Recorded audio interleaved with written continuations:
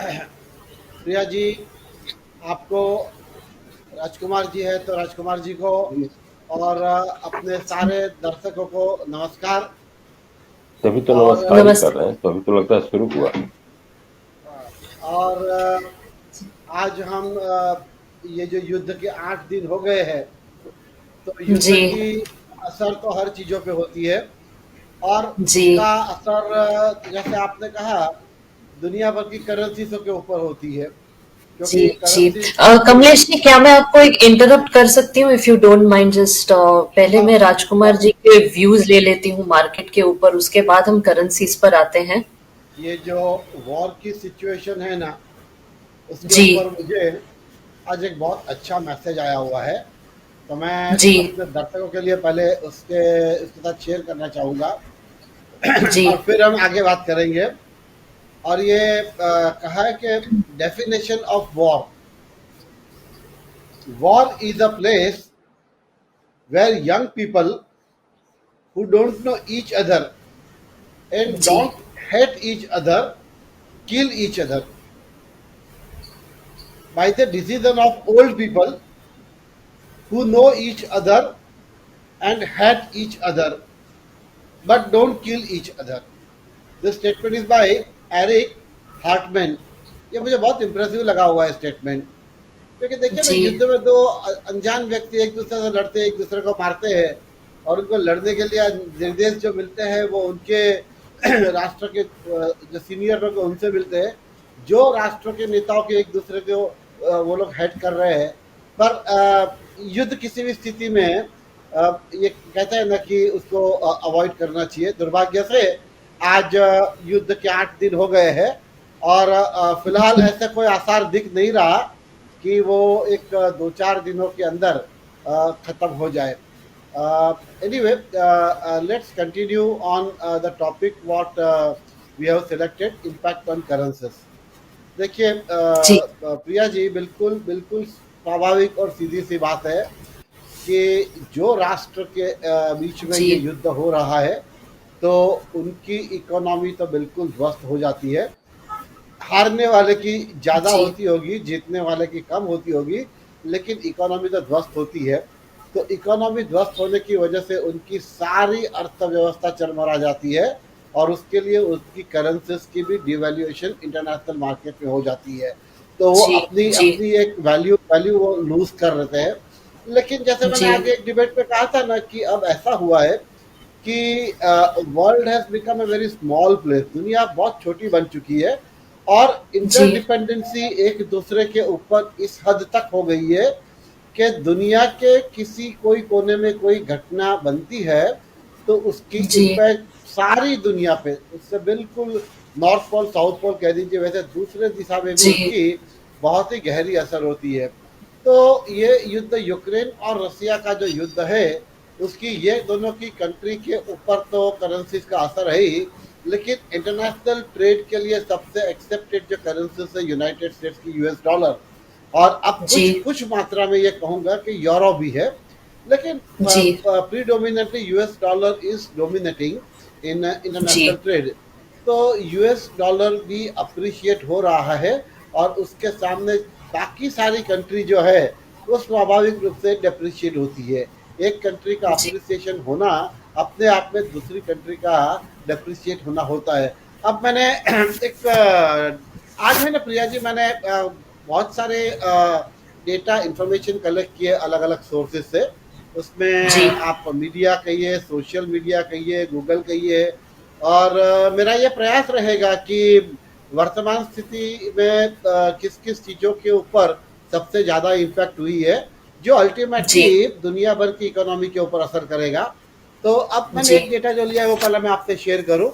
युद्ध होने से पहले मैंने 21 फरवरी का यूनाइटेड स्टेट यूएस डॉलर का रेट देखा था, in in comparison to Indian rupee. हाँ, मैं फिलहाल इंडियन रुपी की जी, बात कर रहा हूँ।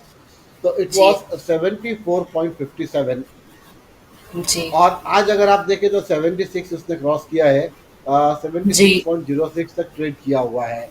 सेम जी, वे यूरो जो है, यूरो के ऊपर ज़्यादा इम्पैक्ट नहीं है। यूरो मैंने 21 फरवरी का जो निकाला था, तो दैट वाज जी, 84.59 था। और आज जी यूरो 83.86 दिखा रहा है। लेकिन जी यूरोप के ज़्यादा इम्पैक्ट इसके लिए नहीं है क्योंकि ये युद्ध से यूरोपियन कंट्री हम्म को भी काफ़ी नुकसान झेलना पड़ेगा। उसको क्यों झेलना जी पड़ेगा उसका डेटा भी मैं कुछ समय में आपके साथ शेयर करता हूँ। फाइनेंशियल जी मार्केट के ऊपर ये इसकी इम्पैक्ट भी दिख रही है। अभी मेरे पास एक डेटा है जो हमारे दर्शकों को शायद अच्छे लगे, पसंद आएंगे। कल के मेरे पास एफआईआई और डीआईआई के प्रोविजनल बाइंग सेलिंग का डेटा हम्म आया हुआ है। तो एफआईआई की जी कल प्रोविजनल सेलिंग थी 6,644.65 करोड़ थी। हालांकि जी डीआईआई डोमेस्टिक इंस्टीट्यूशन जिसे हम कहते हैं उनका नेट बाई था 4,799.24 करोड़। इसका एक एक लाइन में अगर मीनिंग करना है तो मैं ये कर सकता हूँ कि हमारा मार्केट दो नीचे आ रहा है। जो टॉप पे था उससे कुछ सेंसेक्स 10% नीचे आ चुका है। लेकिन जी मैं ये सोच रहा हूँ कि अगर डीआईआई का सपोर्ट नहीं होता तो शायद हमारा मार्केट और 10-15 पॉइंट नीचे गिर चुका होता। ये मैंने नंबर्स की बात की। अब जी मैं आपको बताता हूँ करेंसी पे सबसे ज्यादा इम्पैक्ट क्यों होगी। करेंसी के ऊपर सबसे ज्यादा इम्पैक्ट होगी क्योंकि दुनिया का सबसे कोई इम्पोर्टेंट कोई एक प्रोडक्ट या कोई एक चीज है तो वो क्रूड ऑयल है। और crude oil is dictating dominating factor for जी deciding the not only the economy of various country but also the currencies of the US dollar especially and their all the countries who are importing the oil। तो उनकी currencies के ऊपर impact आ जाती है। अब मैं अपने इंडिया से रेलेवेंस से पहले कुछ बात कर लूँ प्रिया जी, क्योंकि अपने दर्शकों को वो जानने के लिए मुझे लगता है काफी उत्सुक हो गए। देखिए जी India is the third largest consumer of oil. हम दुनिया के जी तीसरे बड़े देश है जो ऑयल कंज्यूम करते हैं। और हमारा पर डे कंजम्पशन जो है वो 5.35 मिलियन बैरल है पर डे। नंबर वन के ऊपर यूनाइटेड स्टेट्स है जो 21.2 million barrel per day consume करता है। और सेकंड नंबर के ऊपर चाइना है जो 15.1 मिलियन बैरल कंज्यूम करता है। तो अब ये स्वाभाविक रूप से भारत जब तीसरे कंट्री का सबसे देश है जो ऑयल को इंपोर्ट करता है तो भारत की अर्थव्यवस्था के ऊपर इंडियन रुपी के ऊपर उनकी बहुत ही सीवियर इफेक्ट होगी, उसमें कोई डाउट ही नहीं है। नंबर टू हमारा जो ऑयल कंजम्पशन है उसमें हमारा डोमेस्टिक प्रोडक्शन तो खाली सिर्फ 15% है। यानी जी 85% ऑफ द ऑयल जो है वो हम हमारे कंजम्पशन का है वो इंपोर्ट हो रहा है। इससे अंदाजा लग सकता है कि हमारा इंपोर्ट बिल क्यों इतना बड़ा होते जा रहा है।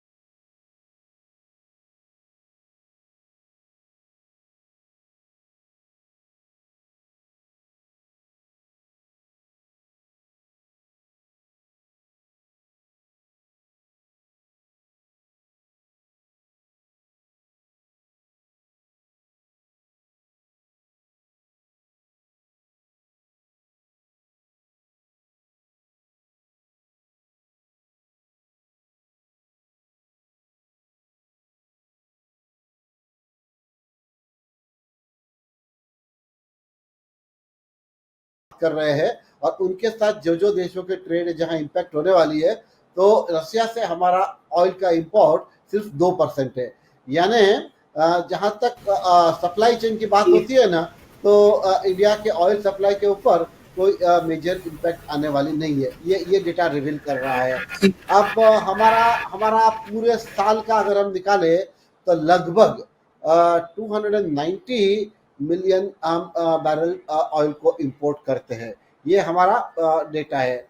अब एक कैलकुलेशंस हम लोगों ने देखा है और वो कैलकुलेशंस मैं ये कहूँगा कि एक एवरेज यानी राजकुमार जी उसमें ऐसा है कि this numbers are more of a indicative numbers.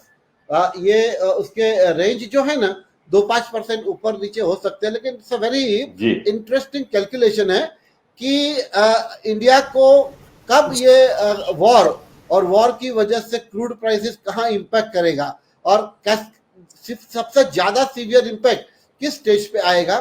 तो देखिए ये डेटा हमने इस तरह से देखा है कि मान लीजिए कि डॉलर जब $75 था, तो $75 के टाइम पे हमारा बिल होता था ऑयल का $165 बिलियन। वो रेट से अगर हमने समझो कंजम्पशन किया तो पूरा साल का ये अपना बिल था। अब lot of people may be aware नहीं हो तो मैं जानकारी दूं कि हम लोग एक बार क्रूड ऑयल इंपोर्ट करने के बाद जब फाइनल पेट्रोलियम प्रोडक्ट तैयार होता है तो हम आगे उसको एक्सपोर्ट भी करते हैं। तो वो जो क्रूड हमने इंपोर्ट किया है उसको फाइनल प्रोडक्ट बना के जो हम एक्सपोर्ट करते हैं ना, बेस रेट $75 ही रखते हैं, तो वो हमको इट अर्न्स अबाउट $58 बिलियन। यानी हम $165 बिलियन इंपोर्ट का पे कर रहे हैं और फाइनल प्रोडक्ट को एक्सपोर्ट करके वी अर्न $58 बिलियन। यानी इन दैट सेंस हमारा ऑयल डेफिसिट जो है वो $107 बिलियन है। ये कैलकुलेशन हमने किया है बेसिस के रेट अगर 75 है। अब हम आ जाते हैं जो जब ये $100 के ऊपर पहुंचा, तो जब $100 के ऊपर था तो उस समय की कैलकुलेशन अगर हम करते हैं ना, तो $100 के हिसाब से अपना कंजम्पशन वही बेस हमने पकड़ा है, तो हमारा बिल हो जाता है $140 बिलियन। अब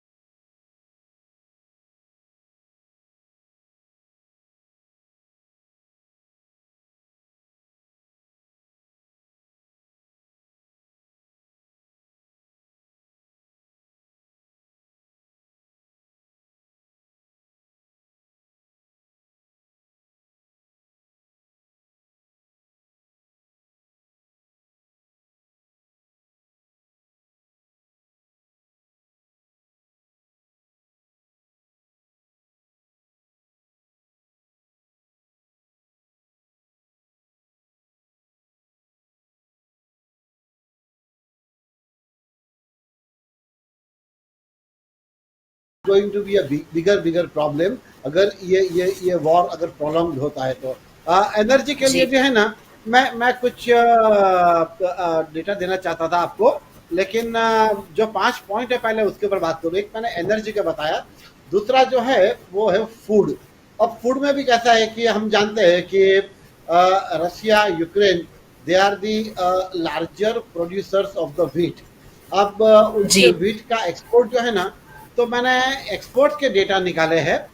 तो ग्लोबल व्हीट के एक्सपोर्ट में, Rajkumar ji, I am talking of the global जी trade export of the wheat में 25%, 1/4 contribution is of from Russia only. यानी वर्ल्ड के सारे जो एक्सपोर्ट है वो रशिया कर रहा है। यानी आप समझ सकते हैं कि दुनिया की फूड की इम्पैक्ट क्या हो सकती है। और जहां तक सनफ्लावर ऑयल का सवाल है, तो सनफ्लावर जी ऑयल में 50% share in the export of sunflower is from the Ukraine है। तो ये दो जो कंट्री जी है ना, वो फूड ग्रेन के ऊपर भी I would say they are the rich country. तो अगर ये वॉर चलता रहता है, सैंक्शन से बनते रहते हैं, तो विश्व के अनेक भागों में फूड की भी क्राइसिस खड़ी हो सकती है। और स्वाभाविक रूप से एनर्जी और फूड एक जीवन के बेसिक चीजें हैं। हम बिजली के बिना तो कुछ काम चलता नहीं, फूड के बिना इंसान जी नहीं सकता। और वो फिर प्राइस राइज जी को लेके जाएगा, वो इन्फ्लेशन को लेके आएगा। इन्फ्लेशन डेफिनेटली आपकी करेंसीज को डिवैल्यूएट कर देगा।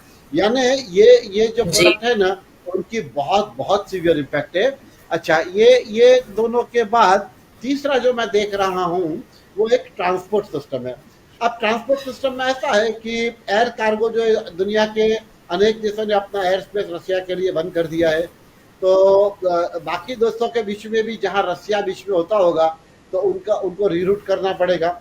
Reroute will always insure a higher fuel cost, higher transportation cost. Again से वही चीज आ गई कि अगर ट्रांसपोर्टेशन कॉस्ट बढ़ती है, तो नॉट ओनली द फूड और एनर्जी, लेकिन दुनिया के जितने प्रोडक्ट एक कंट्री से दूसरे कंट्री में जा रहे हैं उसकी कॉस्ट बढ़ रही है।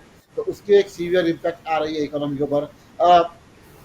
सॉरी, मैंने ये एक इंफॉर्मेशन ये भी शेयर की है कि चाइना और यूरोपियन कंट्री के बीच में कुछ एक्सपोर्ट तो भाई रेल भी हो रहा है। तो रेल के फ्रेट भी काफ़ी हद तक बढ़े हुए हैं। और इसलिए क्या हो रहा है कि उसके मात्रा प्रमाण कम है, लेकिन छोटे छोटे कंट्रियों के बीच में भी यूरोपियन कंट्री रेल नेटवर्क से जुड़े हुए हैं।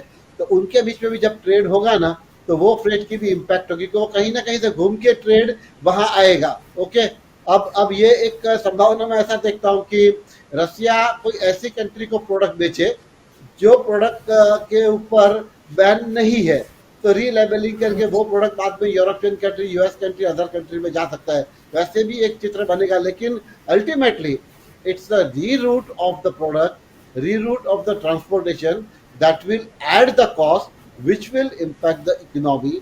और जी उसके अलावा एक चीज मैं कहूँगा कि शिप के बिजनेस पे क्यों इम्पैक्ट आ रही है कि लॉट ऑफ शिपिंग वेसल्स जो है, they will not be taking the route of the Black Sea. And you must be knowing, Odessa जो है एक बहुत ही बड़ा इंटरनेशनल टर्मिनल है। वो इंटरनेशनल टर्मिनल से जब एक्सपोर्ट इंपोर्ट की एक्टिविटी ठप हो जाती है 1 महीने के लिए, तो मैं ऐसा सोचता हूँ कि इसकी मल्टीपल कास्केडिंग इफेक्ट होती है कि वो 1 महीना का जो नुकसान है ना, वो कभी कभी उसको रिपेयर करने में इट में take 6 months to 1 year also. तो ये एक ट्रांसपोर्टेशन की इम्पैक्ट मैंने देखी। दूसरा जो है, दुनिया में सबसे ज़्यादा चीज़ें जो बिजनेस के लिए इम्पोर्टेंट होती है, वो मैं मानता हूँ मेटल्स है। अब मेटल पे मैंने जी कहा कि बहुत सारे मेटल्स ऐसे, जैसे एल्यूमिनियम है, निकल है, कॉपर है, आयरन है। वो चीज़ों में रशिया के पास भरपूर भंडार है, इसके यूक्रेन के पास भी है जी भंडार, लेकिन बेसिकली ये सारी चीज़ों के भी वो लोग एक बड़े एक्सपोर्टर है। अब उसका शॉर्ट सप्लाई होना, सप्लाई चेन रुक जाना, मेटल का रुकना, मैं ऐसा सोचता हूँ राजकुमार जी कि जितने मैन्युफैक्चरिंग सेक्टर हो गए ना वर्ल्ड वाइड, जितने वो कहीं ना कहीं कोई ना कोई मेटल यूज करती है, तो उनके प्रोडक्शन के ऊपर इम्पैक्ट होगी, उनके आउटपुट के ऊपर इम्पैक्ट होगी, उनके कॉस्ट के ऊपर इम्पैक्ट होगी। तो ये एक मेटल सबसे ज्यादा ट्रबल क्रिएट कर रहा है। और मैं आपको ये इंफॉर्मेशन आपके साथ शेयर करना चाहूंगा कि यूक्रेन और रशिया, 2-3 चीजें जो है ना, which are actually raw material for various manufacturing product. वो product neon, palladium and platinum. ये सारी चीजें है ना, raw material are exported from the Russia. तो ये चीजें जो है जिसका एक इंटरनेशनल